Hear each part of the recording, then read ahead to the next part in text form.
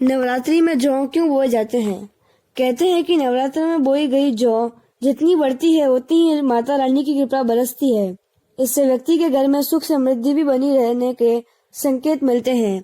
मान्यता है कि यदि जौ के अंकुर 2 से 3 दिन में आ जाते हैं तो यह बेहद शुभ माना जाता है, और यदि नवरात्रि समाप्त होने तक जौ न उगे तो यह अच्छा नहीं माना जाता है। नवरात्रि पर देवी दुर्गा के 9 अलग अलग स्वरूपों की पूजा की जाती है। 9 दिनों तक माँ दुर्गा के भक्त उपवास रखते हैं। माँ की आराधना, पूजा पाठ और मंत्रों का जाप करते हैं। ऐसी मान्यता है कि नवरात्रि के 9 दिनों तक शक्ति की विशेष पूजा करने से हर तरह की मनोकामना पूरी होती है और दुख दर्द दूर हो जाते हैं। नवरात्रि के हर दिन एक देवी की पूजा, आराधना और मंत्र जाप का विधान होता है।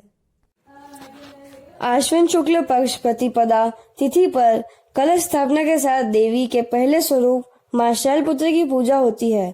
मां शैलपुत्री की पूजा से शक्ति की प्राप्ति होती है।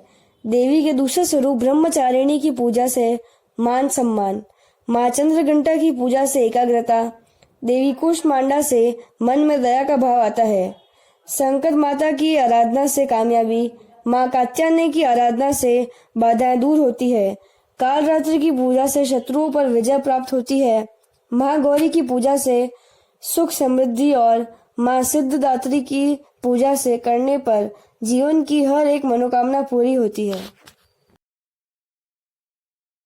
नवरात्रि के 9 दिन 9 माताओं के 9 बीज मंत्र। पहला दिन शैलपुत्री, हिम शिवाय नमः। दूसरा दिन ब्रह्मचारिणी, हिम श्रीम अंबिकाय नमः। तीसरा दिन चंद्रघंटा, एम श्रीम शक्तिये नमः। चौथा दिन कूष्मांडा, एम हिम देव्ये नमः। पांचवा दिन संकट माता, हिम क्लीम स्वामिन्ये नमः।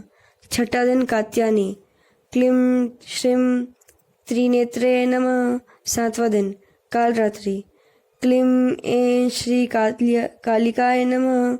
आठवां दिन महागौरी, श्री क्लीम हिम वरदाय नमः। नौवां दिन सिद्धिदात्री, हिम क्लीम ए सिद्धे नमः। नवरात्रि व्रत में क्या नहीं खाना चाहिए? अनाज। नवरात्रि के 9 दिनों में हो सके तो अनाज से दूरी बनाकर रखनी चाहिए।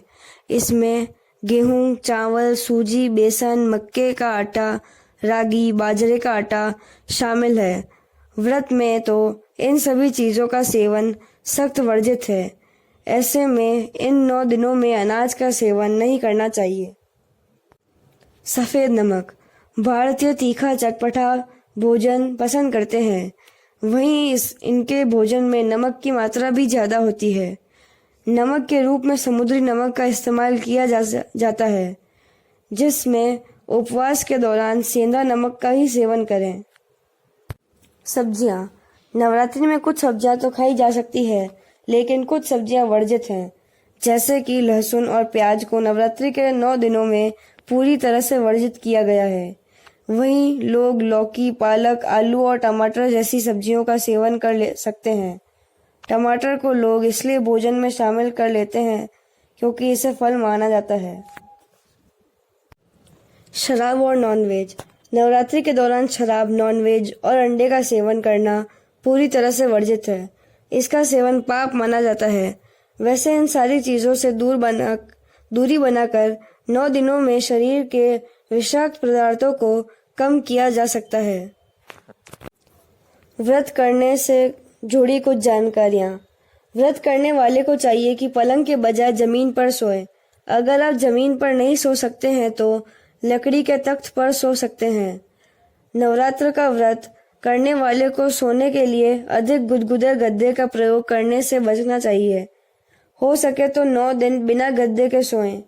व्रत करने वाले अधिक भोजन नहीं करना चाहिए। व्रत करने वाले को ब्रह्मचर्य का पालन करना चाहिए। इसके साथ ही अपने व्यवहार में क्षमा, उदारता और उत्साह का भाव रखना चाहिए। व्रत करने वाले को काम, क्रोध, लोभ और मोह से दूर रहना चाहिए। व्रत करने वाले व्यक्ति को झूठ बोलने से बचना चाहिए और सत्य का पालन करना चाहिए। मन को संयम से रखना चाहिए। किसी को भी अपशब्द बोलने से बचें। व्रत करने वाले व्यक्ति को अपनी इंद्रियों पर काबू करना चाहिए। सभी प्रकार के तामसी भावों को त्याग करना चाहिए। किसी भी इंद्रिय का दुरुपयोग नहीं करना चाहिए। व्रत करने वाले व्यक्ति को माँ दुर्गा की पूजा करने के बाद अपने इष्ट देव का ध्यान करना चाहिए।